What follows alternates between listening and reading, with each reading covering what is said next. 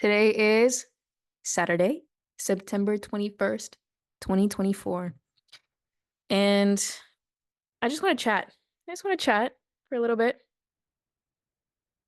I have a lot of thoughts today, and I posted this one video the other day about how it was I've been on study talk a lot, and so I got really inspired because I'm I've been very studious throughout my life, and so I had a lot of pictures that I could have used to make a little video. And so I made a video and I said when she's voted most studious, and it was kind of a this inspo study talk video. And it made me reflect a lot on the last couple years. So for those that don't know, I'm 25, which TikTok thought I was 12 the other day. I'm not 12, I'm 25. And so I've had a couple years that I've lived now, and I've done a lot, and what I feel is not enough in that time, which story of my life, honestly, about feeling like I haven't done enough while always doing a lot is the academic validation is insane. The need for academic validation is insane, first of all, throughout my life. And then the imposter syndrome, that's a better way to put it, or imposterism throughout my life has also been insane. And so the main theme of this episode is to trust. And you might be like, Celia, what do you mean by that? Like, trust what? Trust the universe? What do you mean?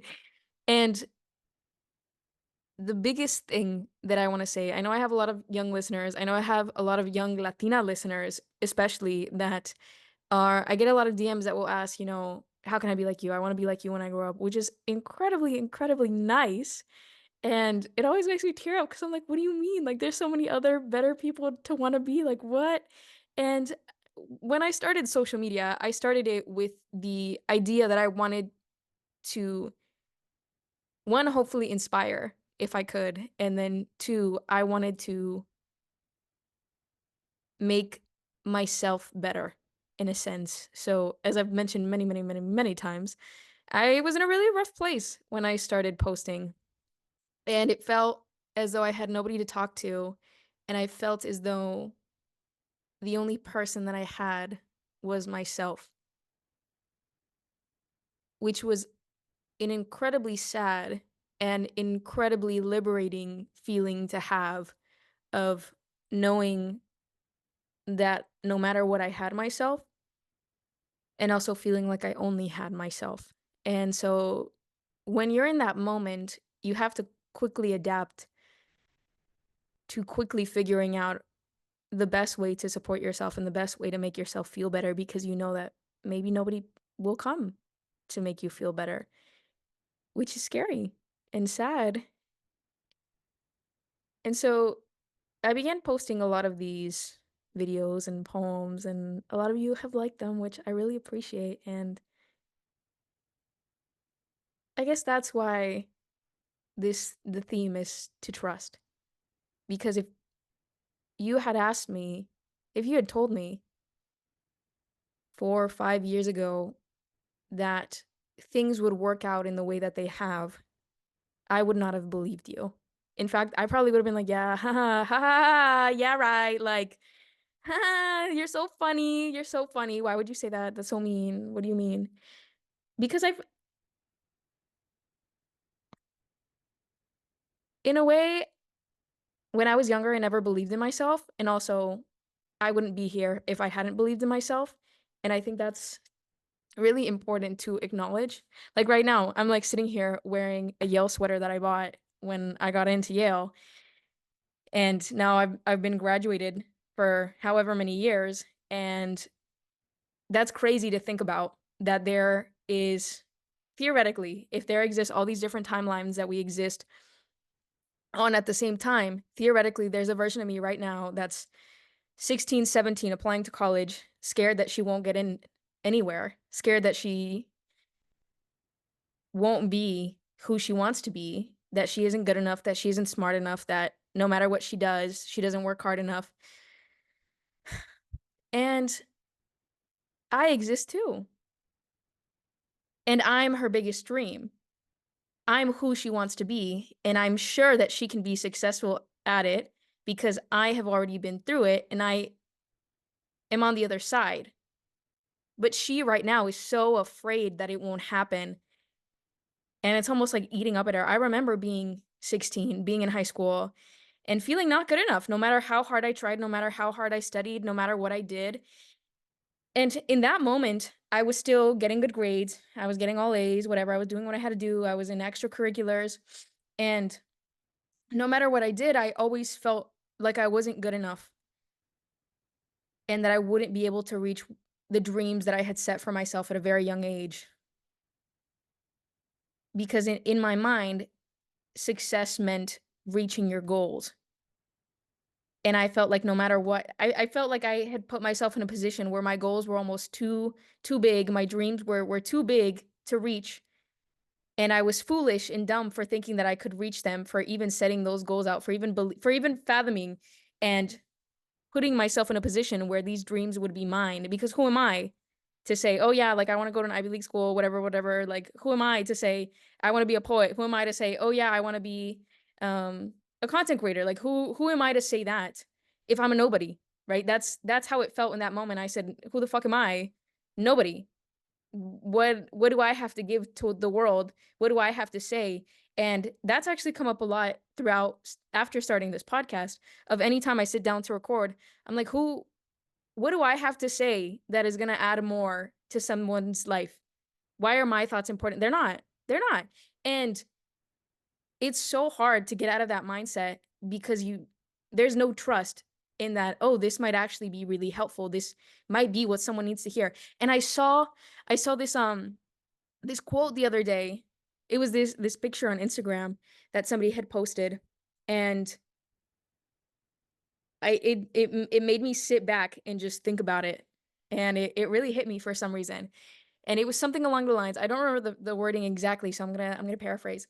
But it was something along the lines of, somebody right now is writing somebody else's all-time favorite book, and they feel as though it's not important enough to be written. And I was like, "Whoa, whoa, whoa, wow, wow." And it's so true. Of you never know. You never know the impact that you could make on somebody's life. No matter how big, no matter how small, you never know where your life is gonna end up. And I saw this other video that had the song like "Anything Could Happen," and it just kept repeating it over and over and over again, like, "Anything could happen, anything could happen, anything could happen, anything could happen." And it was just saying, you truly have no idea where your life could end up. And it's so terrifying. Like, you could see it both ways, right? Like, I have no idea where my life is gonna end up, and also, I have no idea where my life is gonna end up. Like, I have no idea what's gonna happen. Like, it could be the best day of my life tonight. It could be the best day of my life tomorrow. And it's something that you have no idea. You have no idea. And I'm just thinking back now to when I was in high school.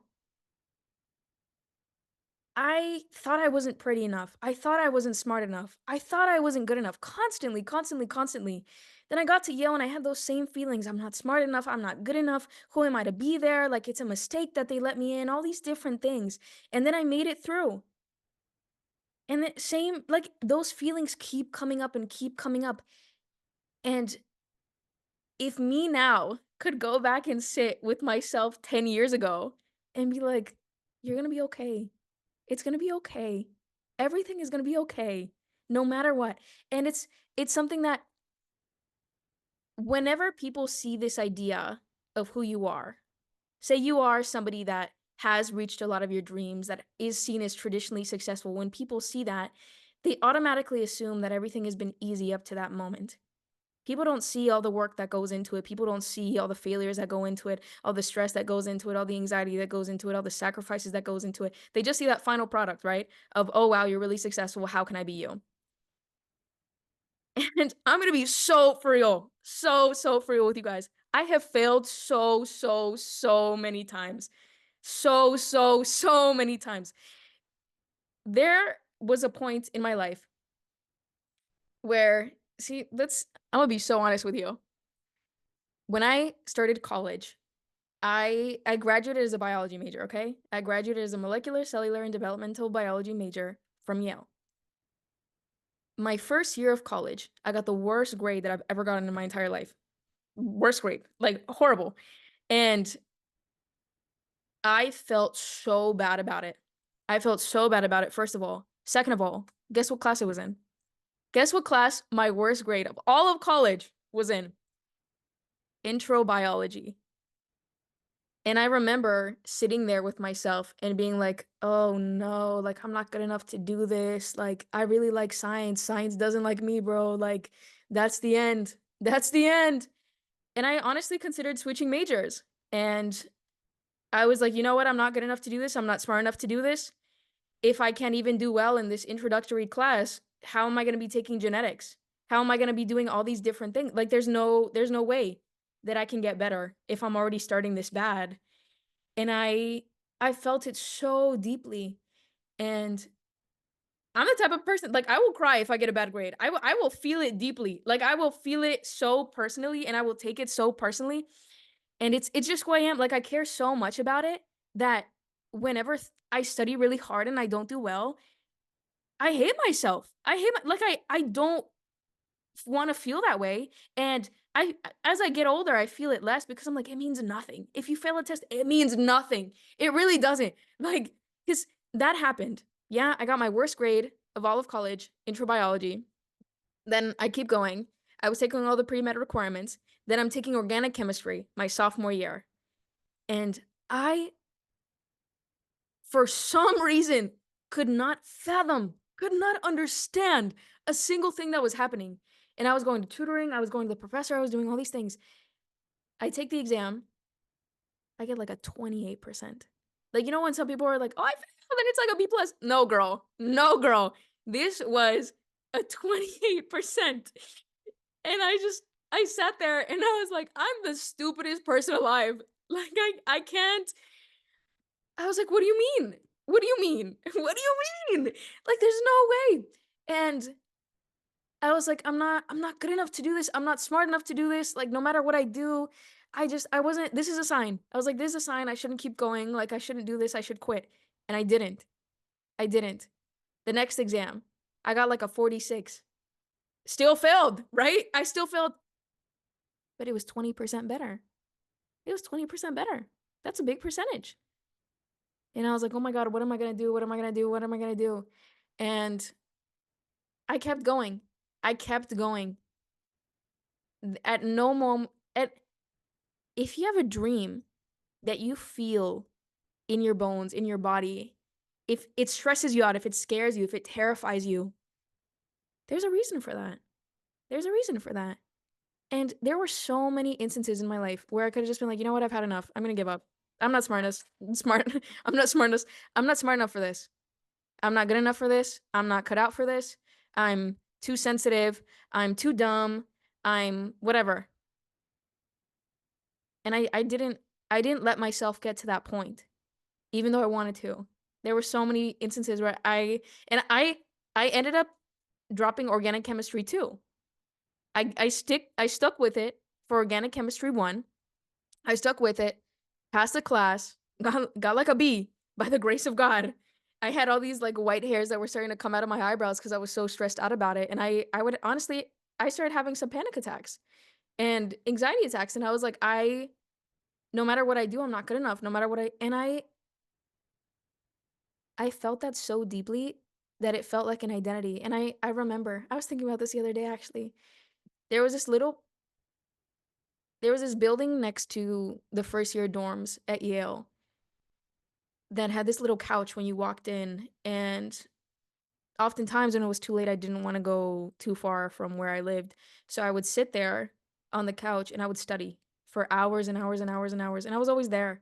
And I remember this upperclassman came up to me once. And I didn't know him. I didn't know who it was, but he came up to me and it was a really rough day. And I had been studying really, really hard and nothing was sticking. And he was like, I see you here a lot, and I see that you're working really hard. And I don't know if you need to hear it, but you're doing great. And then he just left. And I was like, what? And moments like that, I feel like those are your angels that are coming and appearing to you in real people because it gets to a point where you need them. You need to know that they're there. You need to know that someone believes in you and cares about you. And this was a random stranger that probably doesn't even remember who I am or remember that interaction at all, but that I really needed to hear that in that moment.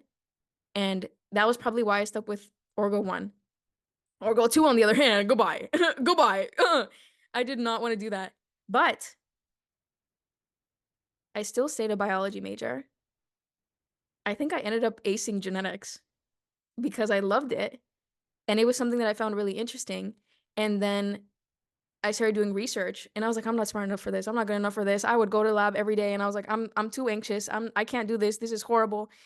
And then I ended up getting my fellowship and I was there. I was doing it. I knew the experiments. I was making them work. Like, you never know your own capacity for growth. And there's so many things that sometimes you just have to trust. Like, sometimes it's just trust in yourself, trust in the universe, trust that things will get better. And I've been in those very low lows where it feels like it will never get better and nothing is ever improving. And then I look back and I'm like, oh wow, so many things, so much has changed. I'm a completely different person now. And I still remember those feelings of how horrible it felt to feel that way. But I'm so glad that I trusted in myself now and my future self because I made it.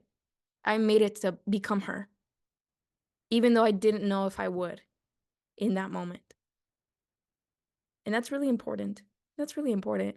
And if you're hearing this and you're struggling through midterms or something, you're in high school, you're like, I don't know what's going on, like I don't know what I'm going to do with my life. You're 18, you're becoming an adult for the first time. Trust. Trust in yourself. You are so much more capable than you think you are. And I genuinely wish that I could tell myself that and have her really see that I mean it because I do mean it. There's so many things that I would not have fathomed, fathomed ever happening. Like I got to go to a premiere this week. I got invited to a premiere. Like when in my life would I have imagined that would ever happen? I was I don't want this to be like, oh, like pick me energy, but I genuinely was not necessarily a popular person in high school, right?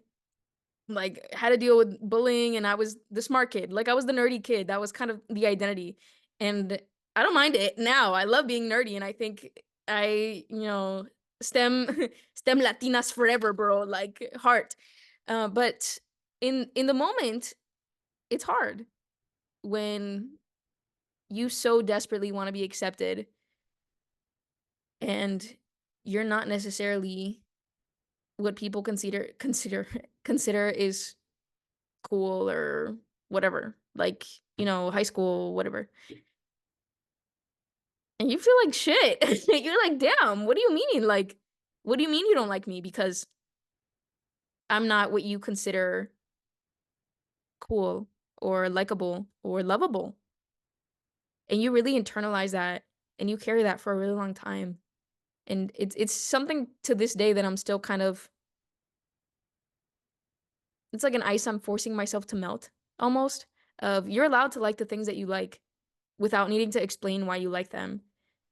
And I like if you want to go read a romance novel, like go read a romance novel. Like who cares what other people think about it? If people think like, "Oh, it's so corny, whatever, whatever," like ew, like love, like that's so lame. It's like to you, maybe. To you it's lame. To me it makes me feel better. To me it makes me hopeful. If someone's like, "Oh, ill, cringe poetry." To you it's cringe. To me it's not. To me it's something that gets me excited to wake up in the morning. If I get to write something, even if nobody ever likes it, even if I never share it, even if it never gets published, even if nothing, oop, I hit the mic, even if nothing ever happens with it, to create something just from your thoughts, to create an entire image just from feeling, I think is beautiful. I think is so beautiful. And as you get older, you see that a lot of people had a lot of interests that they let, that they lost. Quote, they lost because they so desperately wanted to fit in. And a lot of the things that people maybe said, maybe thought were cringe or uncool, they liked them too. But they just were scared to like them. They were scared to say, "Oh yeah, like I want to do that too." And it isn't until later when it becomes more accepted that people are like, "Oh yeah, I really liked that when I was a kid," or "I really liked that. I never let myself pursue that or consider pursuing that." And I have a lot of people that will send me DMs like that of, "Oh, I always really loved poetry and I stopped writing it. And now I'm writing it again because of you." And that's very sweet. But it's also because of you, the people writing.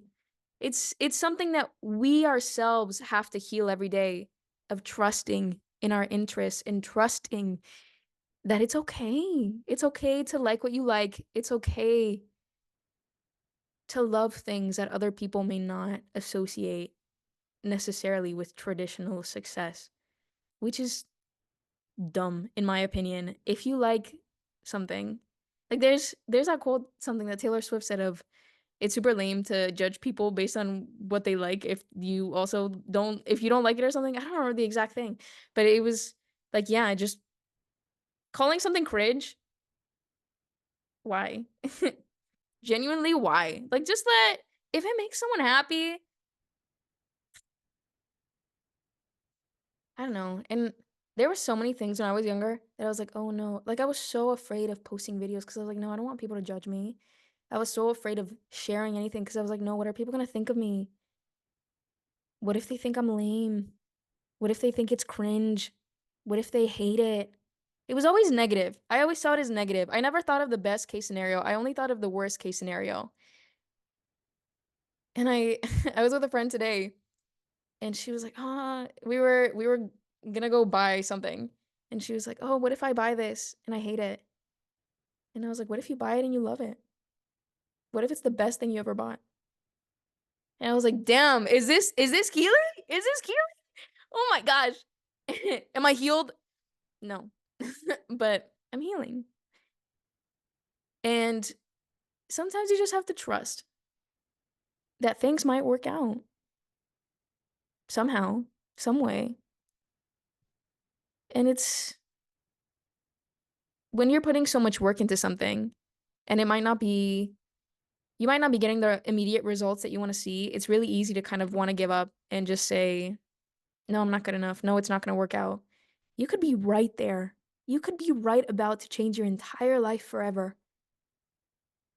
You might be one day away from that super viral video. You might be one day away from that college acceptance that you've been waiting for.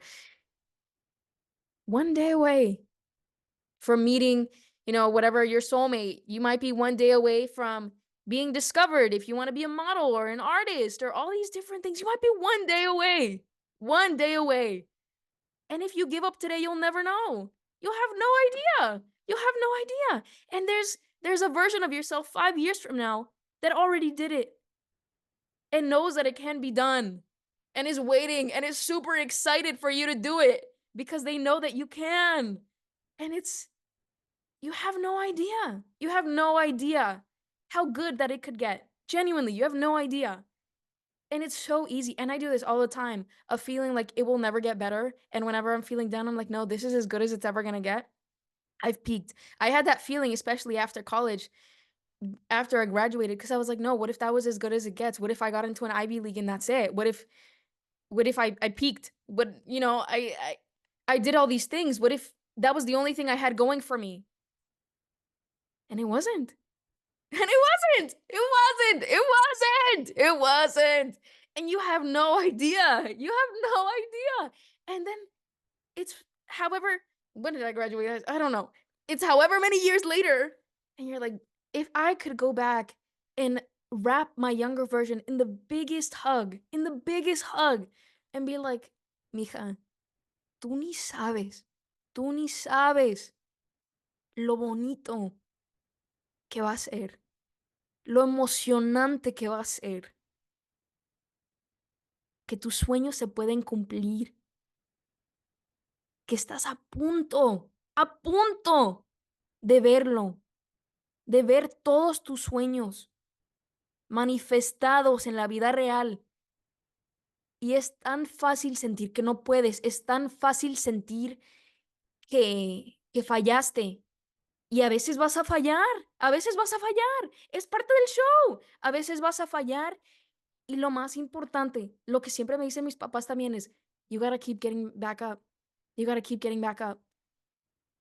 Y había tantas veces, honestamente, había tantas veces que ya casi me rendía y decía, no, ya no puedo, honestamente, ya no puedo, estoy cansada, estoy harta de intentar y nomás fallar. Y en esos momentos, si no me hubiera levantado y si no hubiera seguido y si no hubiera confiado en mí misma, I wouldn't be where I am today, which is crazy. Y hay tantas veces que yo he escrito, yo tengo un diario donde escribo whatever, whatever, like, te está pasando esto hoy, like, this is what's been going on. There have been so many times where I go back and maybe I wrote a question to myself of, oh, did this happen or did that happen? And I remember I was keeping a diary in like 2021, 2022, and every month I wrote manifestations of month of April, month of May. And I wrote the most outlandish manifestations of, I wish to have 1 million followers on Instagram. I was like, that's never gonna happen. That's never gonna happen. Are you kidding me? Why would that ever happen? Why, who would want to follow you? Who would want to follow you? What do you have to say that's worth 1 million followers? Leave that for celebrities. Leave that for, you know, people that deserve it.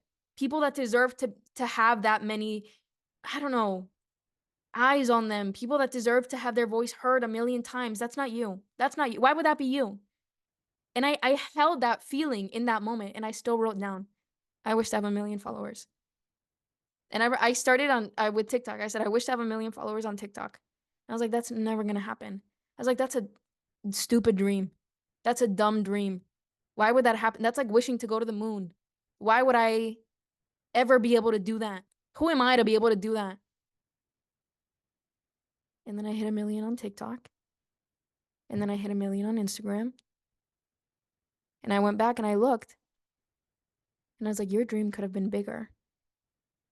You thought 1 million was never going to happen in your life. Then you hit 2 million. Then you hit 3 million. You have no idea how good it could get for you. Today, tomorrow, a week from now, you have no idea. And it's so easy for us to make ourselves small and to feel like it could never happen to us because we're first generation, because we grew up low income, because for whatever reason, we might not see other people in those spaces that look like us, that sound like us. And then you do it. And then you're there and people are asking you how you got there and you have no idea. You know that you worked and you kept working and you kept doing what you had to do. But from then to now, you never thought that it could happen. And it still happened. It still happened. It still happened.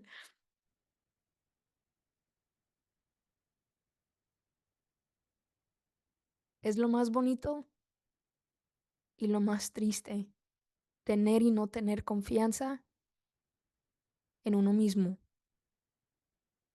Porque la confianza todavía existe.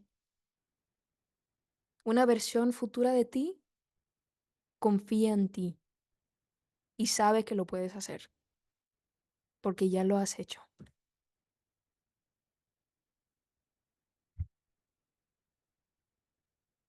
Who would have thought, huh? Who would have thought? And there's a lot of you that have been following me for years, which is crazy. It's crazy that I've been doing this for years because it doesn't feel like it to me.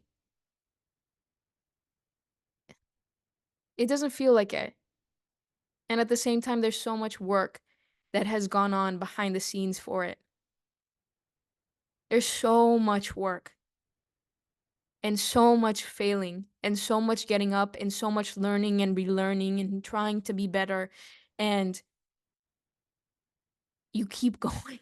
You just keep going. There have been so many times where I've been so tired. So many times where I've been posting poems at 1, 2 a.m., going to sleep at 3, 4 a.m. to make sure that something was edited, that something was great. Because it has to be great. You know, it's one of those things that when there has been so much sacrifice, and you know there has been so much sacrifice to allow you to have some of these opportunities, good isn't good enough. It has to be great. It has to be perfect. It has to be the best that it could be, or else why even try? If it's not the best, it's not good enough. And it took a really long time to be like this. You know, what's the saying? Perfect is the enemy of good. You don't have to be perfect. You don't have to be perfect. You don't have to be perfect. I don't know how many times I have to say that. You don't have to be perfect. You don't have to be perfect. You won't be perfect. You will not be perfect, no matter how hard you try. You know how many times I've been editing for hours and then I still end up misspelling something? You know how many times I've like edited and then posted a poem and I'm like, damn, I already want to reword that. Or even with this podcast, there have been so many times that I haven't recorded because I'm like, no, it's not good enough. It's not good enough. There's nothing to say. Just start. And what we were saying when I was on the last podcast with Jensen, the time will pass. The time will still pass. The time will still pass. The time will still pass. It's no matter what happens, the time is gonna keep going. And it's maybe this is meant to be motivation for myself whenever I feel down. Because I know there's gonna be moments where I'm like, I don't know what's going on, like I'm not good enough. And there's a version of me 5 years from now that's already accomplished everything that I want to do and more. So many dreams that I didn't even know I had. And you guys think I ever thought I was gonna publish a book? No, no, no, no. It's something that your dreams will find you, even if you think you're not good enough, because they're a part of you. They want to be with you. Your dreams want to see you succeed, and they will find a way to make it happen, be it through the grace of God or your angels or the universe. There will always be a way somehow. I don't know. Sometimes it does feel like luck. I think there's a lot of luck that goes into it, but there's also a lot of hard work and a lot of faith and a lot of trust.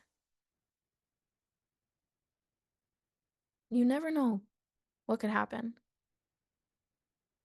Honestly, you have no idea. And for a long time, that would terrify me because I was like, I don't know what's going to happen.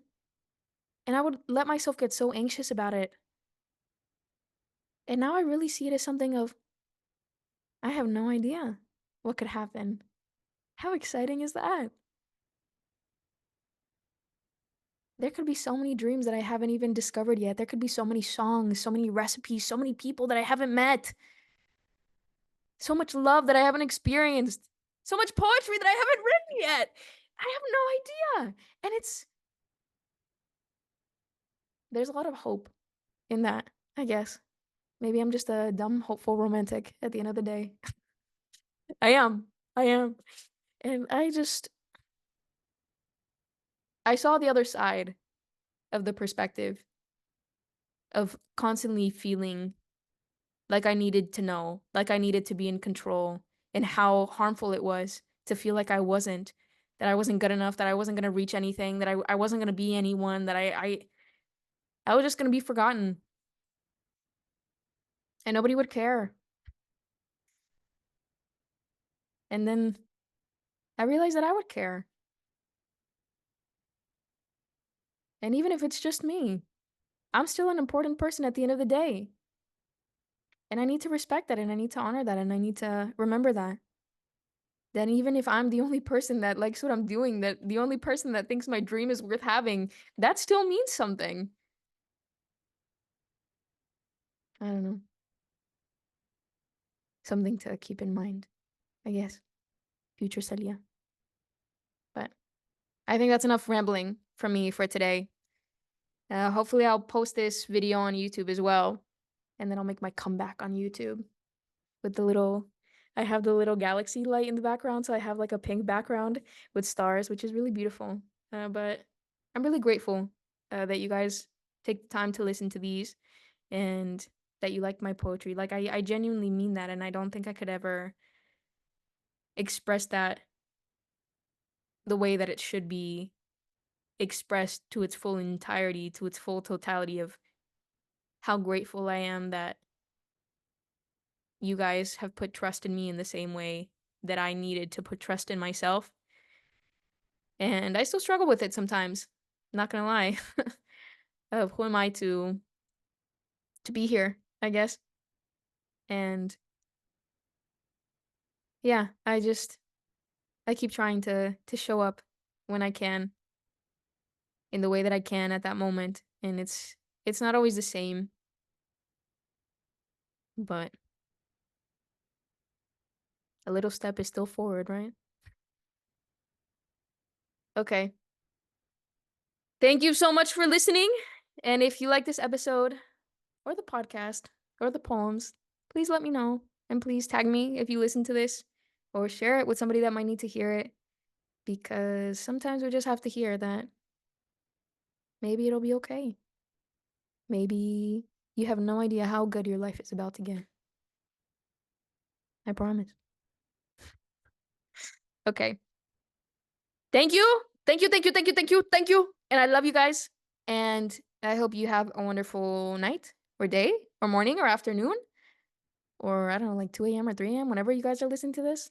I feel like I would probably listen to this at like 2 a.m. when I start cleaning everything because I was like, oh, can't sleep. Time to start cleaning. Time to be productive. But yeah, thank you so much for being here. Really appreciate you. I love you guys a lot. And hopefully, I say this every time. Hopefully, I will be more consistent with these podcasts. But sometimes I feel like there's nothing worth saying that I could add to anybody's life. That's so sad. That's so sad to say.